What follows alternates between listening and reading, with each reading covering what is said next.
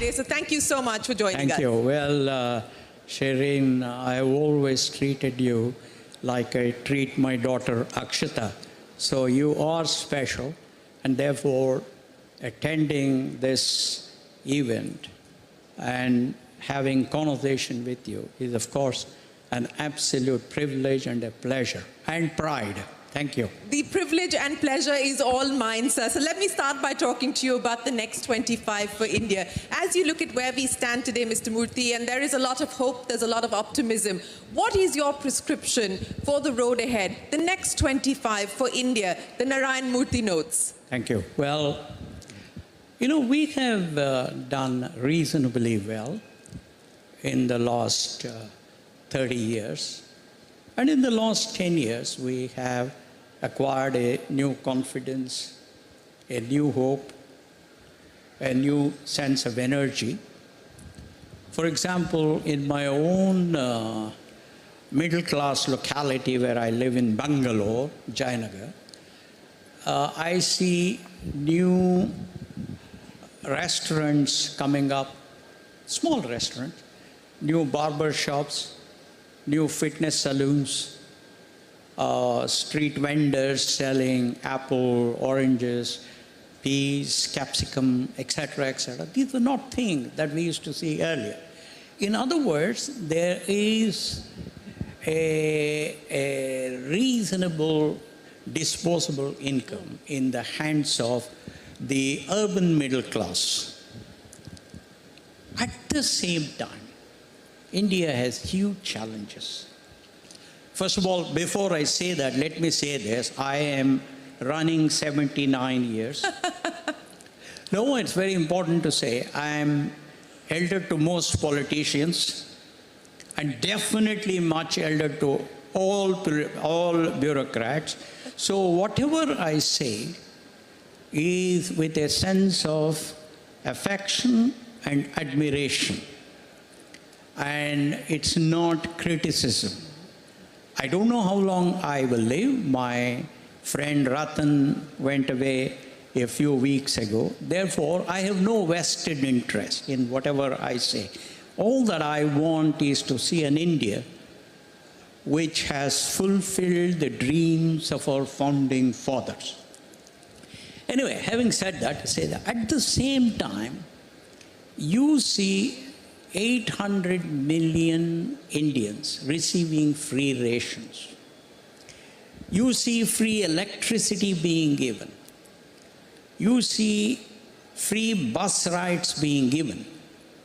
While you look at it from one perspective, these are all good things, but another perspective says that while urban India is making rapid strides, there is a large part of India that has not benefited from all the wonderful globalization that we have had. So therefore, the need of the day for us is to focus on job creation. Primarily low-tech job creation, because most of these people who are on ration or people, they cannot take up jobs in the software industry or whatever it is. So the focus has to be on low-tech job creation. And number two, given that the disposable income of India is rather low, therefore, we have to focus on exports. Like China did, and like Vietnam is doing now, and like a few other nations in East Asia are doing.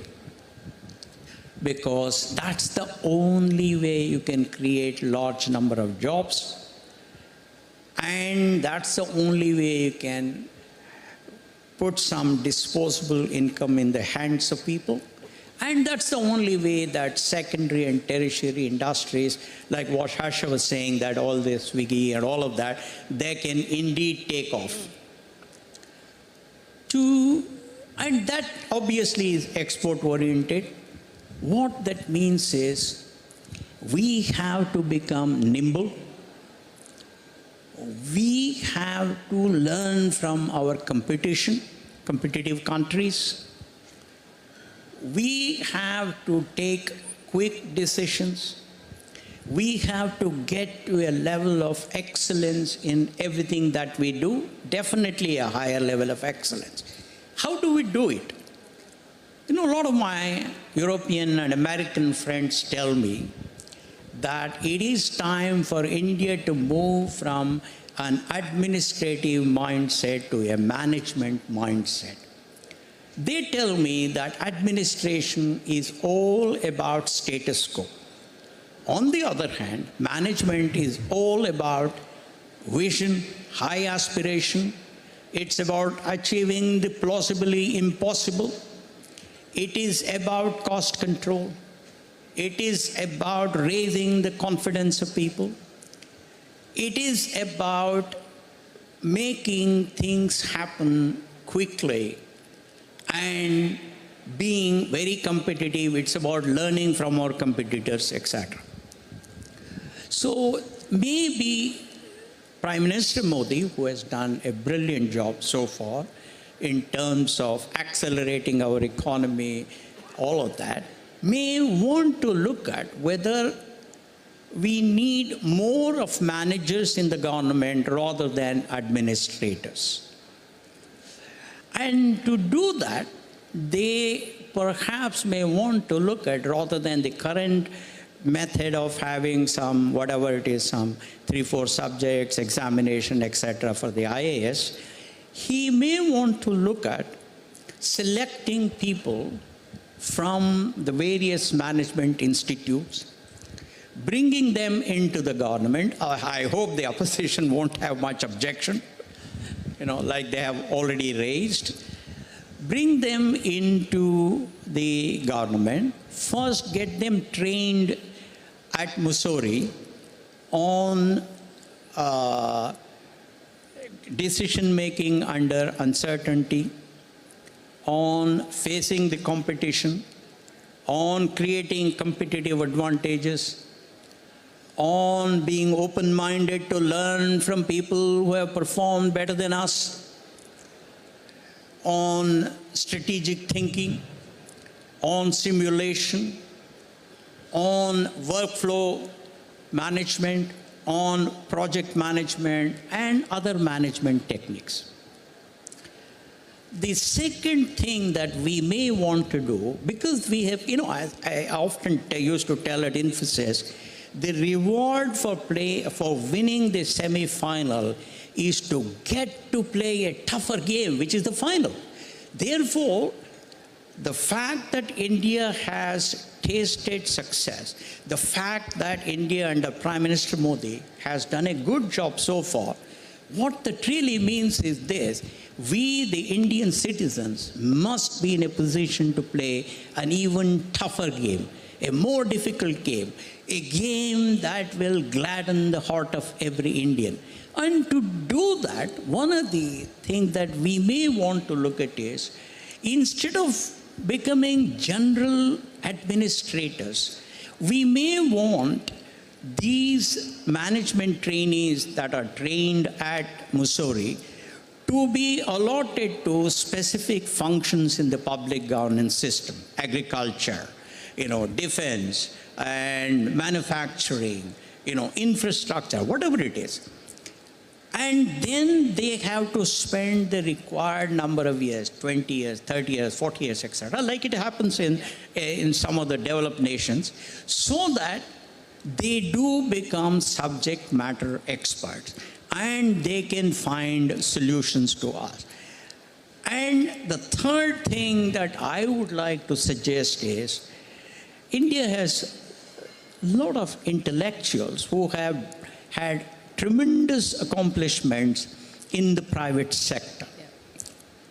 And if every ministry has a committee of these experts who have accomplished, and the chairman of that committee has the same cabinet position as the minister in charge, And if any major decision to be taken is to be approved by both the minister and the usual bureaucracy, as well as this committee, I do think that we will accelerate our growth very well. I hope India becomes a nation that is more management oriented than just administration oriented. You know, if I may be permitted to say this, one of my British friends was telling me, he was a cabinet secretary long time ago. And I once told him, he's a very good friend, I told him, what man, you fellows, you have destroyed our country, bureaucracy, all of that. He said, no, Murthy, that is not true, because we have evolved with times. He says, go to any service in the UK, and you will get the promised service on time without you having to remind them even more. That is absolutely true, because both my children are residents of the UK, and they get all their tax residency certificates, everything. And then I asked him, why is it that we have this mindset? He said, when East India Company handed over India to the Crown in 1858 or so, it's about 142 plus 24, 166 years ago. The first batch of ICS went sometime in 1858. And I believe they were given only two objectives, only two, nothing more. One, keep the natives under control. Don't allow their confidence to come up. Don't raise whatever objection you want for whatever ideas they come out with. Delay implementation as long as possible. And of course, the second was tax. So he said, unfortunately, that was his view, not my view. He seems to feel that we have not, that mindset has not gone away in India. So therefore, my request at this old age is that Prime Minister Modi takes a decision to convert the administrative mindset to management mindset, take more and more managers, and give them opportunity to bring speed, imagination, and excellence in decision making and in implementation in the public governance system. I believe India will then accelerate even more, because he has a very laudable, very visionary objective, which is to reach $50 trillion by 2047. I think we are all with him. I think we want it to happen. We will do whatever he wants us to do. But without a very efficient, effective, agile, open-minded public governance system, that may be somewhat difficult. So since you're talking about moving from an administrative mindset to a management mindset as far as governance is concerned, let me ask you, Mr. Murthy, Donald Trump has decided to appoint Elon Musk and Vivek Ramaswamy to head a commission or a committee which will work with the government, not part of the government, but with the government, to look at efficiencies across all government functions. Do you believe that that is something that we should experiment with? I don't know, because, of course, Donald Trump is now going to be the president, so it is not proper on my part to comment. Certainly, he knows much more than I do about his country. But I do think that reducing government, reducing latency of action, reducing fat, reducing inefficiency, they are good whether it's America or India or Timbuktu. That's all what I can say. No, fair point. But let me ask you this, Mr. Murthy. You talked about your friend, the late Mr. Ratan Tata, and we spoke about the kind of leadership attributes that he held very close to his heart. Yeah. You believe in many leadership attributes that you hold very dear to you. I know you famously told me once that, in times of a disagreement, let everybody bring data to the table and let data decide and not egos. So leadership attributes that you believe, Mr. Murthy, that you would like Indian entrepreneurs, young entrepreneurs to focus on as we move forward. Well, first of all, let me say that the entrepreneurs of today are so much smarter than I ever was. I mean, look, the gentleman, Harsha from Swiggy, he says he will deliver food in 10 minutes in this environment where I took 1 hour and 25 minutes to come from Santa Cruz West to this place. He is a magician. He is a magician. He is a remarkable guy. Therefore, we must all salute him. We must salute him not because he may be able to do or he may not be. That's not the issue. Even to have such an audacious vision, even to have such an audacious aspiration, target, that itself is fantastic. So anyway, so having said that, the attributes that I have found have been rather useful at Infosys have been first, courage. As I often say, without courage, no other attribute of a leader will ever find utterance. Courage of conviction, courage to do the right thing, courage to walk the untrodden path, courage to go against the most majority of naysayers. I think these are absolutely necessary for a leader. So therefore, I would say first is courage. The second thing is what I learned from Mahatma Gandhi, that is leadership by example. If you want austerity in your company, you, the leader, show austerity. If you want punctuality in your company by every employee, you come to the office first. Then you don't have to give big speeches. So I think I can go on and on the issue of leadership by example, but I think we in the corporate world must embrace leadership by example. The third thing that I would talk is, this is something that not just the corporate leaders, but leaders in every area in India, in corporate world, in politics, in NGOs, in bureaucracy, everywhere. And that is putting the interest of the community ahead of my personal interest. If I did that, my personal interest will be much larger in the years to come. That's exactly what we at Infosys followed. In the beginning, none of us had any cars.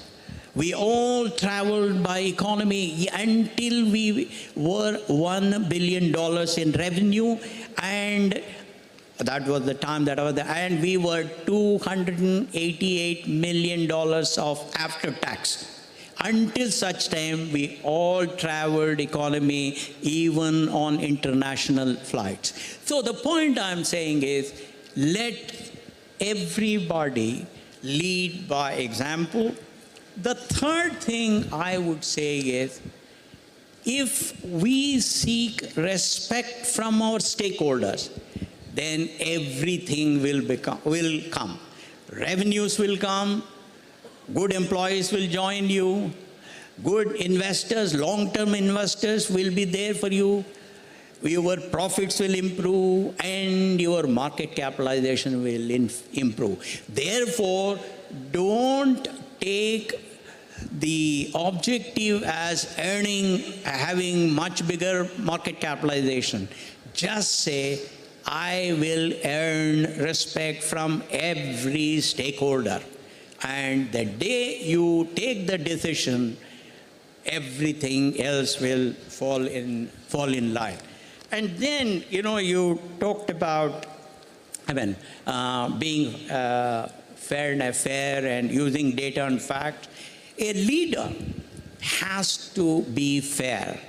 Fairness, as you know better than I do, is doing unto others what you want them to do unto you. And that happens if you try and use data and facts to decide every transaction. And you have to start every transaction on a zero base, because then your employees will have full confidence in you. Even if they lose a transaction, they will say, this gentleman or this lady tried their best, and this time I didn't have proper data, therefore I lost. So that's very important. And then, of course, I already spoke about it. This is what I learned from my extraordinary friend, late Rahul Bajaj. And then once in 1993, I was a nobody. Even today I'm a nobody, but at that time I was even a smaller nobody. And I asked Rahul Bajaj, I had probably 30 seconds with him, which management book should I read? Rahul was Rahul, the way he would talk. He said, why are you trying to waste money on managed books and all? Realize that competition is your best management guru. I tell you, from 1993, I wrote it down on a page, and I pasted it in my office. Until I retired in 2014, I practiced. Competition is your best management guru. The last thing, I can give an 8-hour lecture on all the whatever I learned, but the last thing that I will say is, when in doubt, disclose. That is the finest corporate governance principle that you people can follow. I will stop here because otherwise I can go on and on and on. That will be an 8-hour masterclass, and I know that there are many people in this room who would sign up to listen to you, Mr. Murthy, but those are gems. When in doubt, disclose. I have a personal library, a collection of Mr. Murthy's gems. He always also, I remember saying, telling me that let the good news take the stairs and let the bad news take the elevator, and that's another very important lesson that he has taught me over the years. But Mr. Murthy, let's talk a little bit about work-life balance. Your 70-hour comment has gone viral, and you're not going to be able to live it down anytime soon. Any change in thinking on that one, or do you believe that you were just grossly misunderstood? No.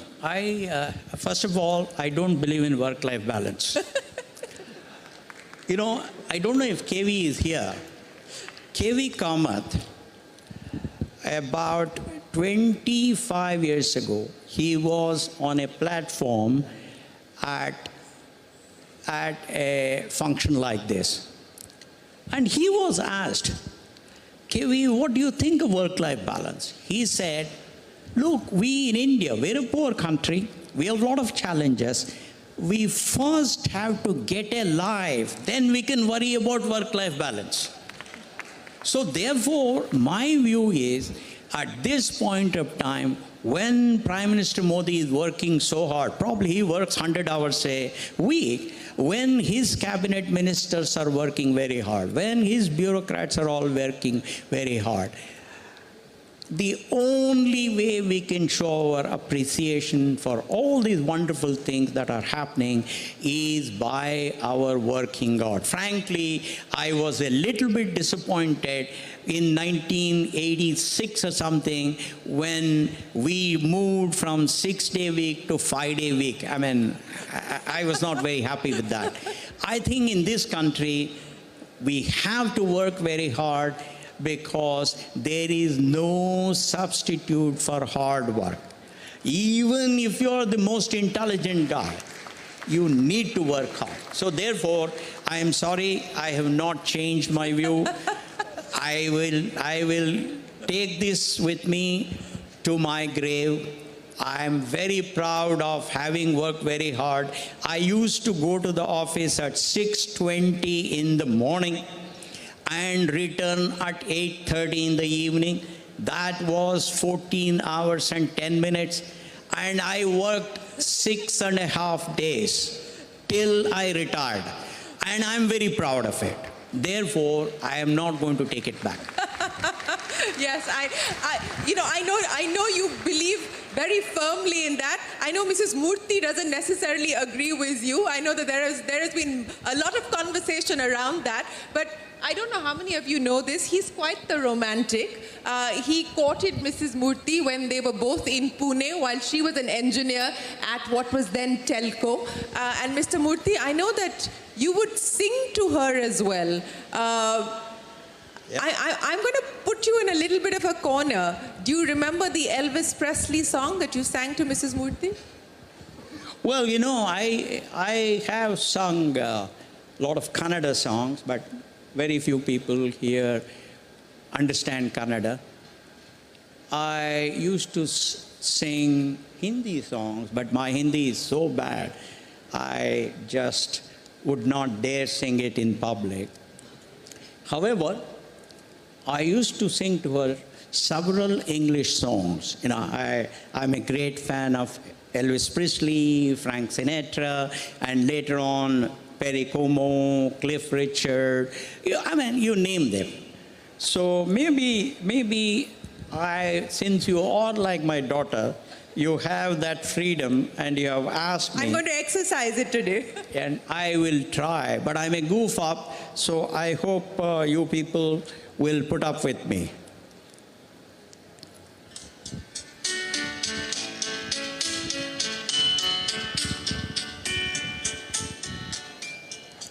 Wise men say only fools rush in, but I can't help falling in love with you. Shall I stay? Would it be a sin if I can't help falling in love with you? Like a river flows surely to the sea, darling, so it seems some things are meant to be. Take my hand, take my whole life too, for I can't sing. For I can't help falling in love with you. For I can't help falling in love with you. Thank you. Mr. Murthy, alternate career, sir, at 80. Alternate career at 80. You know, I am 79. Nowadays, obviously, I can't sing well. But when I was young, even my wife was impressed. Impressed enough to marry you? At the time, she was not my wife. She was impressed. I sang this song in a rickshaw. And then I proposed to her. And probably she had to accept because that rickshaw driver thought I was crazy or something. So she said, okay.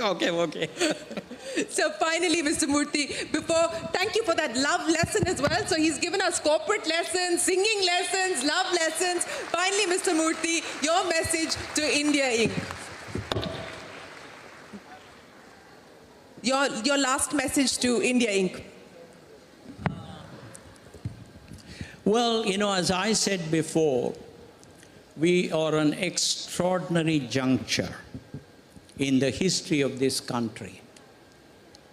Never before in the last 300 to 500 years did India receive any recognition? Did India receive any respect? But that day has come. And if we let go of this opportunity, it will come probably after a long time.